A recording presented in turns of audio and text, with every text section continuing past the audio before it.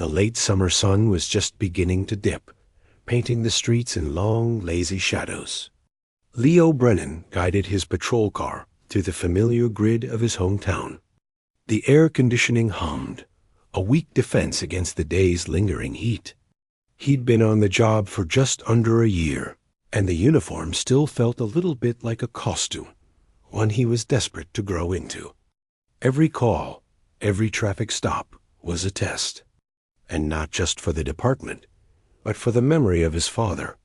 A man whose framed photograph in his old captain's uniform seemed to watch him from the dashboard. His father, Mike, was a legend in the precinct. Retired now, but his name was still spoken with a kind of quiet reverence. Leo had spent his whole life hearing the stories, feeling the weight of that legacy. It wasn't a pressure his father put on him. It was something Leo carried himself, a constant whisper that he had to be twice as good to be considered half as capable. So, when his eyes caught the flash of a broken taillight on a sleek, older sports car, he didn't just see a violation. He saw an opportunity. A small one, sure, but a chance to do everything exactly by the book, to prove his attention to detail. He flipped on his lights, the familiar red and blue washing over the asphalt. The car, a classic model they had seen better days, glided reluctantly to the curb. Leo took a steadying breath, adjusting his duty belt before stepping out. The routine was calming. Approach the vehicle. Observe. Communicate. He could see the silhouette of one person in the driver's seat. As he got closer, he noted the driver was a young woman, her hands resting on the steering wheel. He gave the standard greeting, his voice firm but neutral. "Good evening. I stopped you for that broken rear taillight on the driver's side. License and registration, please." The woman didn't turn her head immediately. When she did, her expression wasn't scared or apologetic. It was blank, a wall of pure, tired defiance. Her eyes were red-rimmed, but not from tears, no. From something else, a deep, simmering anger. She moved slowly, deliberately, pulling the documents from her glove compartment and handing them out the window, without a word. Her name was Chloe Ashworth. Leo ran the information, and everything came back clear. No warrants, valid insurance. It should have been a simple warning, a piece of paper, and both of them on their way. But something in her stillness, in the charged silence of the car, put him on edge. It felt less like compliance, and more like a simmering pot about to boil over. "Step out of the car for me, please, ma'am," he said, keeping his tone even. It was a precaution, a way to separate her from the vehicle's interior for a safety check. That's when the wall cracked. "Why?" Her voice was flat, challenging. "The light's broken." "Write the ticket." "I'm not getting out." Leo felt a familiar heat creep up his neck. This was the challenge, the moment where rookies could lose control. He remembered his training. Be calm, be clear, be in command. "I need you to step out of the vehicle." "It's a routine procedure." "It's an unlawful order," she shot back, finally looking at him directly. Her gaze was intense, burning with a frustration that seemed way bigger than a traffic ticket. "I know my rights. You have no probable cause to remove me from my car for a broken light." A small crowd had begun to gather on the opposite sidewalk. Leo could feel their eyes. He could almost hear his father's voice. Asterisk, don't let the situation own you. You own the situation. Asterisk, but Chloe Ashworth was making that impossible. Her resistance was verbal, but it was absolute. She had locked her doors and rolled up her window after her last statement, staring straight ahead. His pride, that fragile thing he was trying so hard to build, pricked at him. He couldn't back down now, not with people watching, not with the ghost of his father's expectations hovering. This was no longer about a taillight. It was about establishing control. He called for backup, his voice tighter than he wanted it to be over the radio. When the second squad car arrived, The dynamic shifted. It was no longer a conversation. It was an operation. With his fellow officer present, Leo gave the final command. When she again refused, he made the decision. He had to follow through. As they carefully extracted her from the vehicle, her body rigid, refusing to help but not actively fighting, Leo felt a hollow sense of victory. He had done it. He had maintained control. He had followed procedure. At the precinct, under the harsh fluorescent lights, the procedure continued. Fingerprints, photographs, the clang of a cell door. Chloe was silent now. All her earlier fire condensed into a cold, hard glare. Leo filled out his paperwork with meticulous care, detailing every instance of her refusal. He wrote a perfect report. He was just finishing when Sergeant Miller, a veteran with a weary face, leaned into the booking room. "Brennan," Miller said, his voice low. "A word?" Leo followed him, expecting a nod of approval for handling a difficult arrest. Miller simply rubbed the bridge of his nose. "You know who that is in there, right?" "Chloe Ashworth," Leo said, confusion spreading. "Yeah, and her father is Judge Aaron Ashworth." The Judge Ashworth. The words didn't compute at first. Then they landed like a physical blow. Judge Ashworth. The one they called the Hammer in the locker room. The judge known for his razor-sharp scrutiny of police procedure, for throwing out cases over the smallest technicalities, for having zero patience for what he saw as overreach. A man whose influence could make or break careers with a single word from the bench. The hollow victory inside Leo evaporated, replaced by a cold, sinking dread that started in his gut and spread to his fingertips. He looked back toward the holding cell, where Chloe sat on a bench, her head in her hands.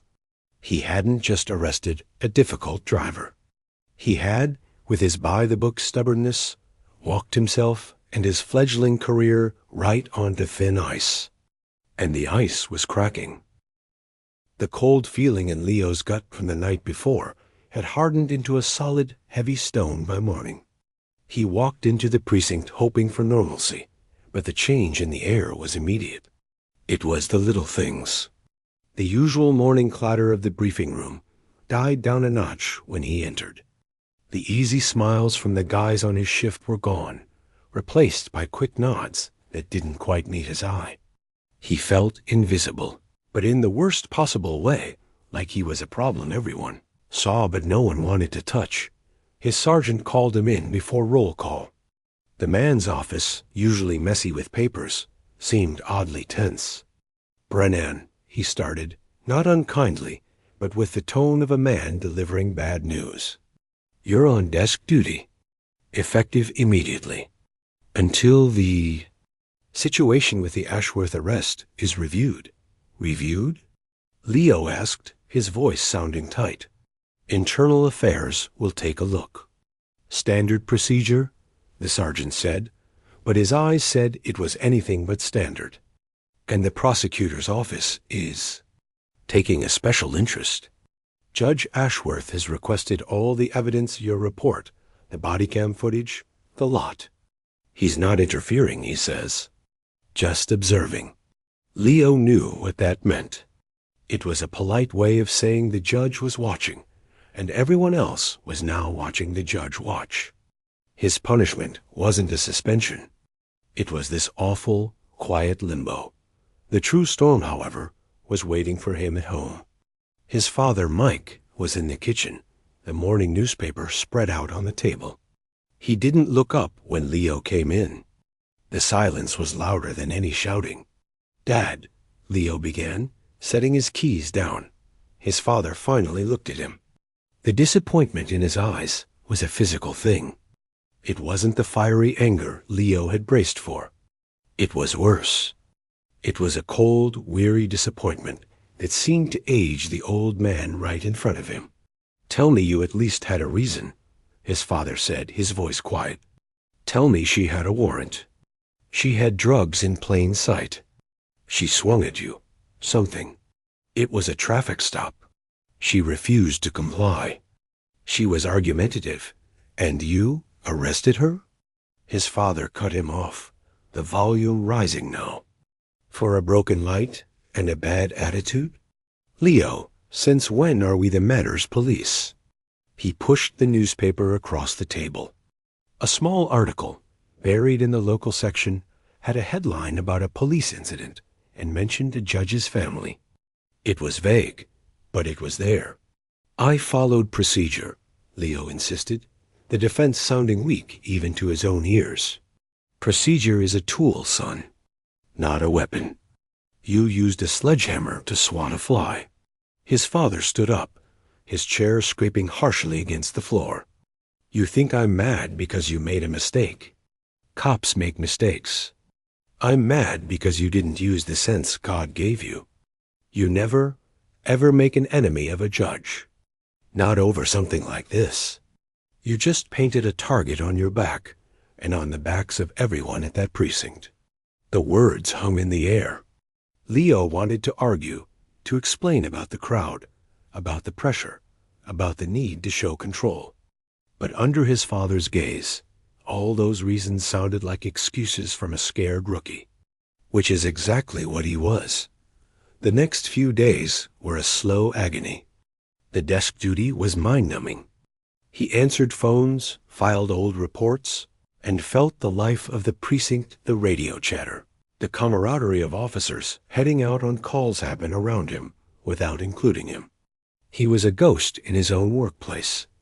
Then the body cam footage leaked. He didn't know who did it, but suddenly it was everywhere online. A short, edited clip. It showed Chloe's defiant face, her sharp words. It's an unlawful order. It showed him, his posture rigid, calling for backup. It ended right as they were about to remove her from the car. The video was titled Overreach, and the comments below were a torrent of anger. People called him a bully, a power-tripping rookie hiding behind a badge. They praised Chloe for standing up for her rights, sitting in his quiet apartment, watching that loop play over and over on his laptop. Leo felt sick. The video didn't show the tension that had been in the air. It didn't show the fear he'd felt of losing authority in front of a growing crowd. It showed a calm woman and a cop who escalated. The narrative was set in stone, and he was the villain. He tried to talk to his father again, but the distance between them had become a canyon. Their conversations were short, about the weather or sports, never about the job. The one thing they had always shared was now the one thing they couldn't discuss. The worst part was the loneliness. The officers he'd trained with, the ones he'd thought were his friends, kept their distance. They were polite, but it was a professional politeness. He heard whispers in the hallway that stopped when he turned the corner. He was no longer just Leo Brennan. He was the guy who busted the judge's daughter. He was a walking problem. A case study in how to ruin your career before it even started. One afternoon, while filing yet another stack of paperwork, he saw Chloe's case file on a desk. He shouldn't have looked, but he did. All charges had been dropped. Just like that. No hearing, no trial. The official reason was insufficient cause. It was a quiet, professional dismissal that spoke volumes. It was the system's way of saying his judgment had been wrong. His perfect arrest, his by-the-book procedure, had been judged and found lacking by the very system he'd sworn to uphold. He drove home that night under a dark sky. The weight of it all, his father's disappointment, the silent condemnation of his colleagues, the public shame from the video, the utter collapse of everything he'd worked for pressed down on him. He had wanted so badly to be a good cop, to be like his dad. Now, he sat in his car outside his apartment, wondering if he'd ever wear his uniform on the street again, or if that one night had ended it all. The regret wasn't a single feeling.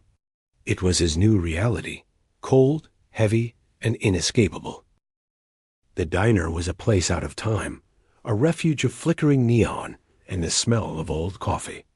Leo sat in his usual booth in the back, a half-eaten piece of pie in front of him. He came here, because no one from the precinct did. Here, he wasn't that cop. He was just another guy in a booth.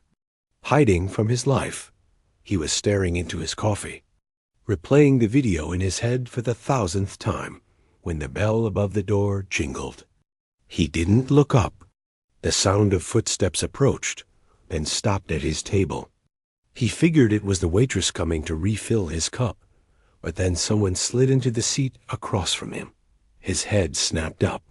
It was her, Chloe. She looked different. Not defiant, not cold like in the booking photo.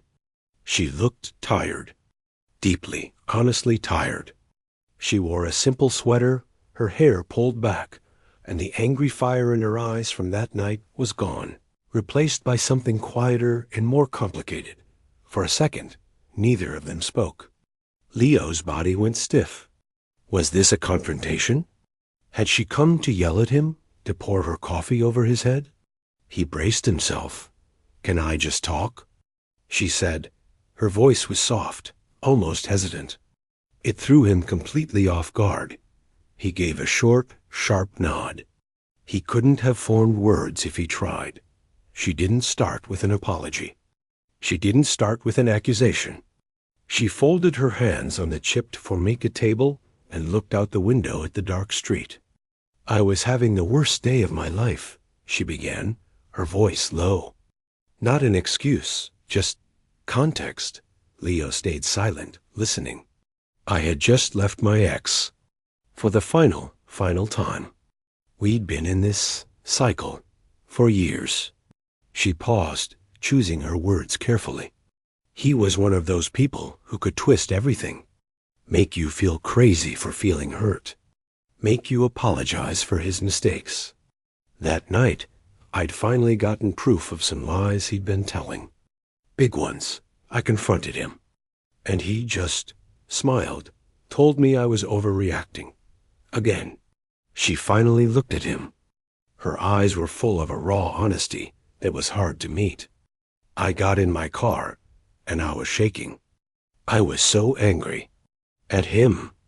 At myself for staying so long. I felt like my whole world was made of tissue paper, and he just set a match to it. And then I saw your lights." She let out a breath, almost a laugh, but with no humor in it. "A broken taillight. Of course. The universe just piling on. And when you asked me to step out, all I heard was another man in a position of power, giving me an order, telling me what to do. My brain just snapped. It wasn't you. I didn't know you.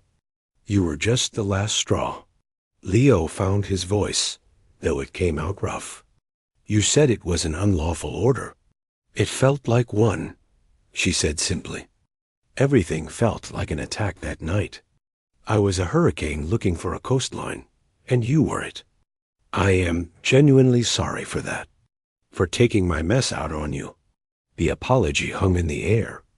Leo didn't know what to do with it. All his anger, his frustration, his ruined career, it had been aimed at this person in front of him. And now she was telling him she'd been in her own private war. "You didn't press charges," he stated, remembering the case file marked "dropped." "Of course not," she said, as if it were obvious. "My father wanted to. He wanted to sue the department, to have your badge. He was furious." She shook her head. "I refused. I told him what I just told you, that you were doing a job and I was lost. He's respecting my choice, but he's not happy about it." This was a revelation. Leo had assumed that dropped charges were the judge's power play, a flex of muscle. He hadn't considered it might have been her choice. A choice that had probably cost her with her own father. "Why are you telling me this?" Leo asked, suspicion creeping in. "To make yourself feel better?" "Partly," she admitted without shame. "But also because I've seen the news. I saw the leaked video. I know what they're saying about you. That narrative? It's not the whole truth.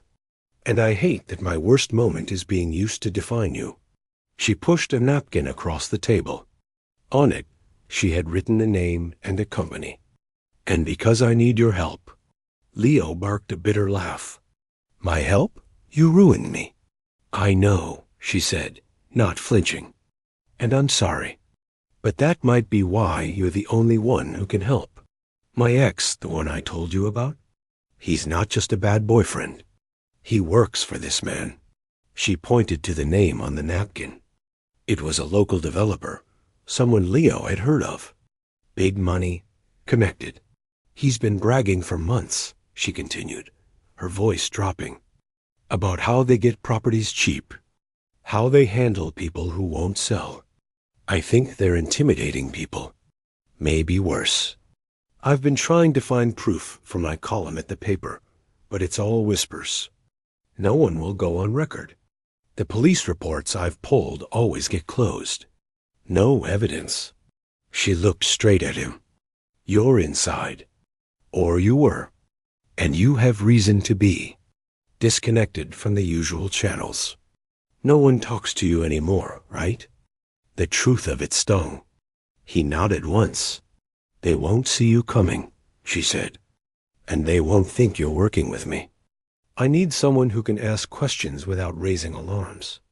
I need a cop who isn't currently being a cop." Leo leaned back, running a hand over his face. It was insane.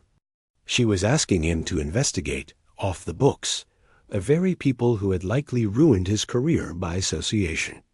The irony was almost funny. "And if I say no? You go to the press about this little meeting? Finish the job?" Chloe's expression hardened, but not with anger at him. With resolve. "If you say no, I keep digging alone.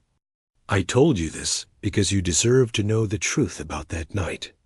The help, that's a separate thing. I'm asking because I think, under all the uniform and the procedure, you actually wanted to do the right thing. I think you still do." She stood up, leaving a few bills on the table for her untouched coffee. "I'll be at the City Library Archives tomorrow at 10. The old property records section. If you're there, we talk more. If you're not, I understand." She walked out, the bell jingling softly behind her. Leo sat in the quiet hum of the diner. The stone of regret in his stomach was still there, but it had cracked.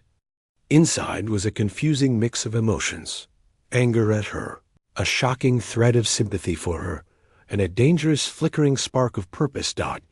He looked down at the napkin. The name of the developer seemed to pulse under the fluorescent light. He was on desk duty. He had nothing but time and a career in ashes. And she was right about one thing: no one was watching him anymore. He was a ghost. And maybe a ghost could see things the living couldn't. He folded the napkin and put it in his pocket. The decision not yet made, but the weight of it now a different kind of pull. The smell of old paper and quiet dust was thick in the City Library Archives. Leo stood between tall metal shelves, feeling completely out of place. Part of him argued this was a terrible idea, a trap that would bury whatever was left of his career. Another part, the part that had shown up at 10 sharp, was just desperately curious. He found her in a back corner, a small table buried under maps and thick, leather-bound ledgers. She looked up, and for a brief second he saw a flicker of surprise, then relief. She hadn't been sure he'd come. "Thanks," she said, her voice a library whisper. "Don't thank me yet," he muttered, pulling out a chair. "Talk." She did. For the next hour, she laid it out like a journalist, not a victim. Her ex-boyfriend was a project manager for a developer named Silas Croft. Croft was buying up old properties in the Northridge area, a neighborhood of aging warehouses and small, struggling businesses. The sales always seemed to happen fast, and always after some kind of trouble. A fire in a back room. Broken windows repeatedly.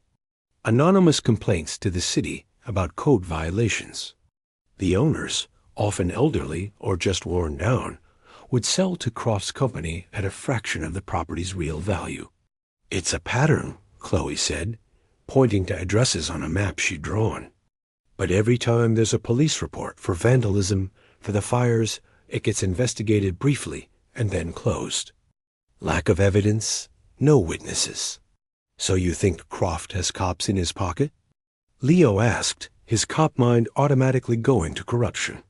Maybe, or maybe they're just good, she said. The pressure is subtle. It's not guys in ski masks. It's bureaucracy and fear. My ex. He has a way of making threats sound like friendly advice. It'd be a shame if something else happened here. The city inspectors can be so tough. I can help smooth that over.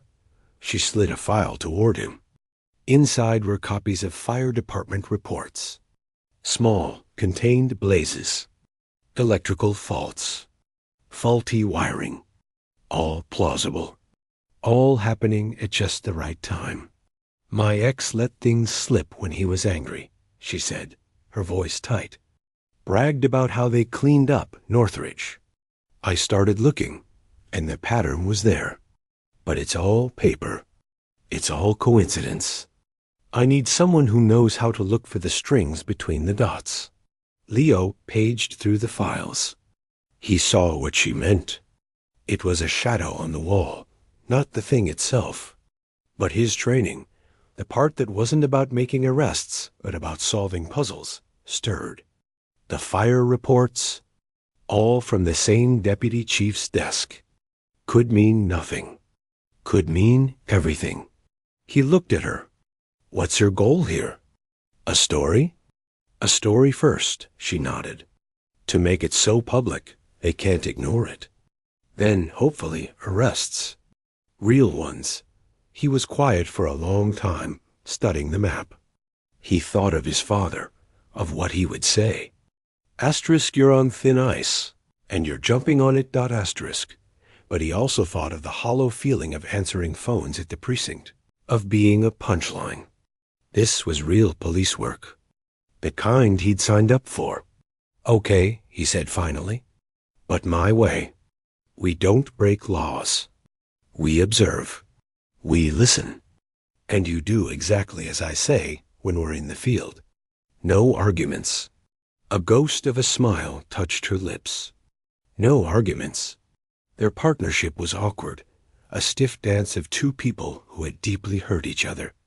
They met in libraries, in quiet park corners, never the same place twice.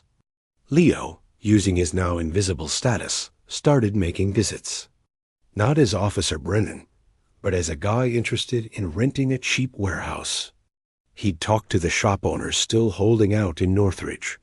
He heard the fear in their voices.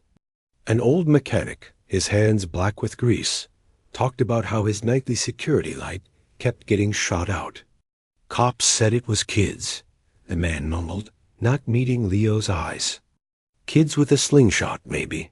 But the look on his face said he didn't believe it. Leo also used the only card he had left, his father's name. He visited retired cops, old-timers who had worked with his dad. He bought them coffee and listened to their stories. He didn't ask about Croft directly. He asked about Northridge, about the old days. And from their grumbles and offhand comments, a picture emerged. Silas Croft was connected. He played golf with city councilmen. He donated to police charities. He was a pillar, not a predator. Meanwhile, Chloe worked her own contacts. She tracked property transfers, corporate records. She found shell companies, layers that led back to Croft. They would meet and piece it together like a grim jigsaw puzzle. The tension between them didn't vanish, but it changed. The angry spark became a focused energy. They learned each other's rhythms. He was cautious, procedural. She was intuitive, leaping at connections he would dismiss. They started to argue, but they were productive arguments. About facts, not past mistakes. One evening, sitting in his car, outside a closed-down print shop that had mysteriously burned, Leo shared a thought. The pressure is escalating. The fires are getting closer together. Croft is pushing for a big city rezoning vote next month. If he owns most of Northridge by then, he gets to build his high-rises. He's on a deadline. Chloe, in the passenger seat, nodded, staring at the boarded-up windows. So we're on a deadline, too. We need something they can't explain away. We need a witness. Their big break came from the unlikely source, Chloe's ex. He sent her a text late one night. It was a rambling, angry message, blaming her for his troubles. But buried in the insults was a golden line. Asterisk, you think you're so smart? You have no idea what's coming for that old hardware store on Elm. That stubborn old man is about to learn a permanent lesson. Asterisk, they showed each other the text. The blue light illuminating their worried faces in the dark. It wasn't proof you could take to court, but it was a warning. The hardware store was the last independent business holding out on a key block. This is it, Leo said, his heart pounding. They're going to do something big. Something that can't be called an accident. We go to the police, Chloe said. With what? A mean text? They'll file it and do a drive-by. We need to be there. We need to see it, to stop it in the act. It was a huge risk, a colossal one. But the look they shared held no doubt. The librarian and the disgraced cop united by a need to make something right. They had a date, a location, and a terrible suspicion. They had become, against all odds, a team. The next move was the most dangerous one yet. The night air on Elm Street was cold and still, holding its breath. From their parked car a block down, Leo and Chloe watched the old hardware store. It was a fortress of shadows, its windows dark, its closed sign barely visible. The only sound was the hum of a distant streetlight and the frantic beat of Leo's own heart. He checked his phone. No calls. He hadn't told anyone at the precinct. He'd become a ghost, and tonight he needed the invisibility. Next to him, Chloe was a statue of tension, her eyes glued to the store. She held a small digital camera, her finger hovering near the record button. Remember, Leo whispered, his voice rough in the quiet. We observe. We call it in. We do not engage. Not unless someone's life is in danger. She gave a tight nod, but he saw the stubborn set of her jaw. This was personal for her.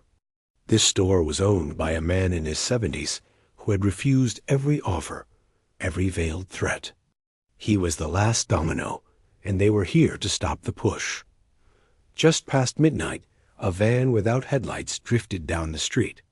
It didn't stop in front of the store. It turned into the alley behind it. The perfect, unseen approach. Now, Leo said, he dialed 911, identified himself as an off-duty officer, and reported a suspected burglary and possible arson in progress at the Elm Street hardware store, giving the alley location. He requested fire and backup, his voice calm, professional. He was following procedure to the letter this time. But as he spoke, he saw two figures emerge from the alley, carrying jerry cans. This wasn't a burglary. This was a torch job. They're going to light it, Chloe breathed, her hand on the door handle. Wait for the sirens, Leo ordered, his own hand gripping the wheel. The noise will spook them. But the figures moved fast, splashing liquid along the store's wooden back wall. The sharp, acrid smell of gasoline reached them even from a block away. There was no time. If they lit it now, with the old apartments above the neighboring shops. Stay here, Leo said, but he was already throwing his door open. He moved low and fast, using the parked cars as cover. He wasn't in uniform. He was just a man in the dark, and that gave him an advantage. As he got closer, he recognized one of the figures. It was Chloe's ex. The man was fumbling with a lighter. Police! Stop right there. Leo shouted, his command cutting through the silence. The ex's head whipped around. In the gloom, His face twisted from shock to recognition, then to a sneer. "You? The washed-up traffic cop? Get lost." The other man, bigger and rougher, took a step forward. The lighter flickered in the X's hand. It was a split-second decision. There was no procedure for this. Leo charged, not at the man with the lighter, but at the bigger one, tackling him low and hard into a stack of empty pallets.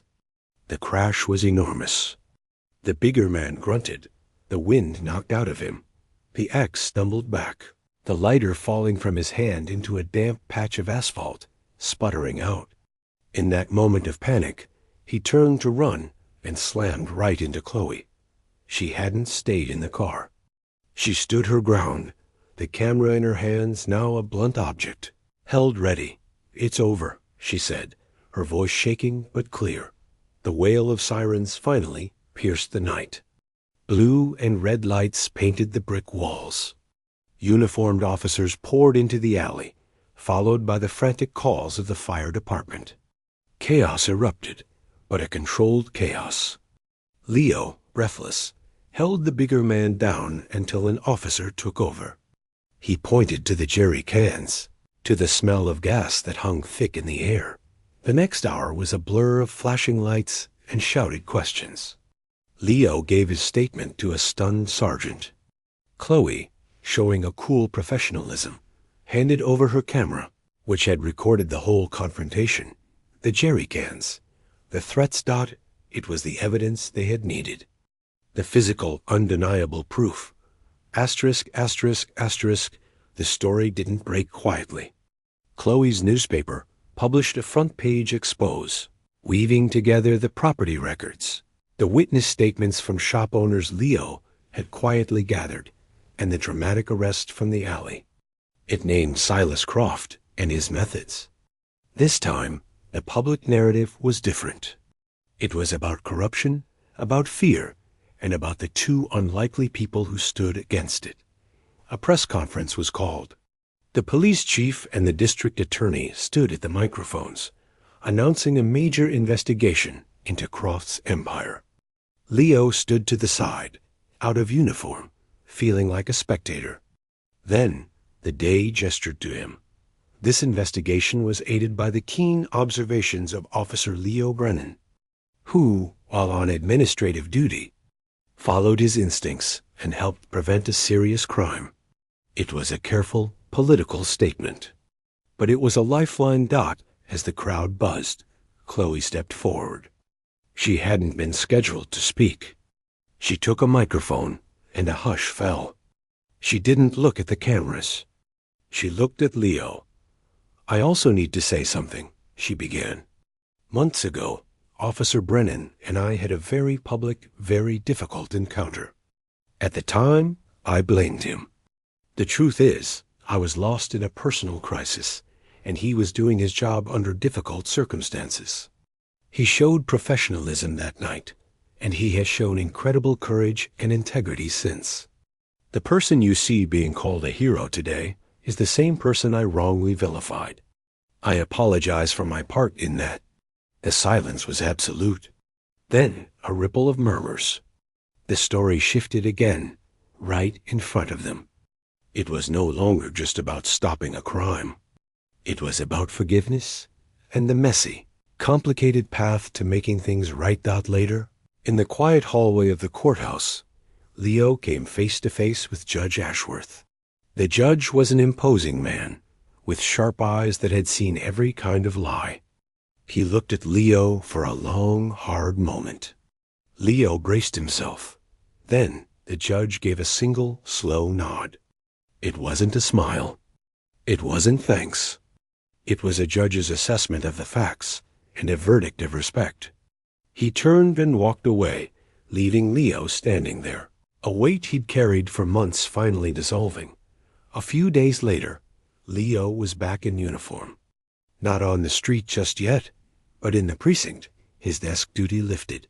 The officers who had avoided him now offered hesitant smiles, claps on the shoulder. The path back would be long, but it was open. He met Chloe at the same diner, the scene of their first real conversation. The neon sign flickered outside. They sat in a comfortable silence, the kind that only exists between people who have been through a storm together. "So what now?" she asked, stirring her coffee. "Paperwork," he said with a faint smile. "Lots of it? Then hopefully back on patrol. A little wiser, maybe." She nodded. "I have a lot of writing to do. The follow-up series." They looked at each other, and the ghost of that first terrible night was finally just a memory, not a chain. They had taken a horrible mistake, and against all odds, turned it into something that mattered. He hadn't just gotten his career back. He'd found his purpose, and she had found her voice. Outside, the city moved on, unaware of the quiet peace made in a corner booth. The cop and the judge's daughter no longer defined by one bad night, but by the good they had chosen to fight for next.